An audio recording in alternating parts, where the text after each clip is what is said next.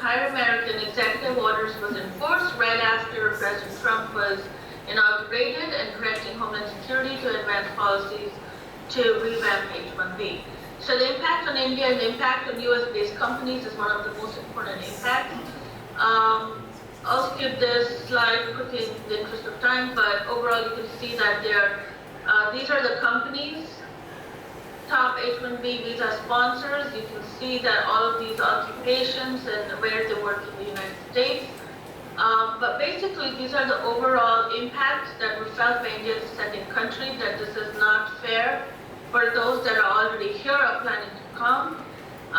Indians are also seen as cheap labor, and how they're viewed here as people who can train their replacements. And overall, this has led many IT companies to reduce their H-1B visa filings because they're not sure how in future this is going to bear out. So overall, this has been a very important step here. Just the uncertainty of what's going to happen right now or in the future has been enough to stop some of these visa filings. Interestingly, for students, and maybe there's some students in the audience, one of the very interesting impacts has been a related impact on F1 visas. A lot of F1 student visas have also been denied since President Trump's administration took into effect. And a lot of students are now, because of the uncertainty, are planning to study in different countries. One incident worth mentioning is the impact of already those in the country.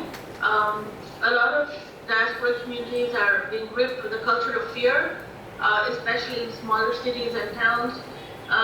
There's been an increase in hate crimes against Indian or Indian origin people, travel bans. In this particular shootout, where an Indian national was gunned down because somebody thought that they were from the Middle East, not that it's okay to kill someone from the Middle East anyways.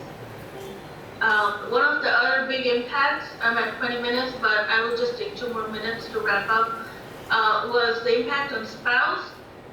This was started by President Obama, who allows spouses to work, and this is also being revoked, or the plan is to not have spouses work in the United States. Now, this is an impact on women because mostly spouses end up being women, and their financial independence is very important to them here in their new adopted country. So a little bit of the women's rights and feminist angle here.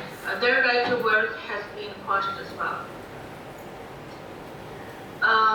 More scrutiny for H-1B workers hiring, third-party arrangement scrutiny, and so on and so forth. So I'm just going to wrap up by saying that if migration from India drops to the United States, then this number is going to go down as well, which is the brain game part. That top remittances currently is from India. It's almost $79 billion, and so $79.6 billion. That's a lot of money, and this will go down. NRI deposits is going to go down. Return migration is currently happening, but eventually, if more and more people are not going, then return migration is not going to happen as much. In fact, return migration will increase at this point and might contribute to overcrowding back in home countries as they compete for jobs, just like others. And I think this is still going to remain strong. The diaspora networks are going to remain strong, where people are going to connect with their counterparts in India. I think I don't have time for all this, but I think I just want to go back to the final slide just to wrap up here. I think the problem with any of these immigration policies that restricts immigration is that we lose out on innovation.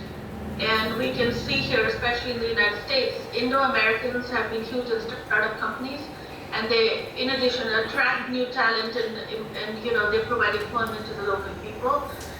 United States might face its own reverse brain drain as trained professionals leave from the United States and go back to their home countries. And overall, this can be a harmful thing for both sending and receiving countries. So we need to look at new immigration policies and its impact in both India and the United States in the 21st century, and a lot will depend on the upcoming election in the United States to see which policy would actually continue. So I'll stop here. I'm sorry I had to rush through some of the slides, but I'm happy to take questions now, and we can go back and discuss these concepts. Thank you.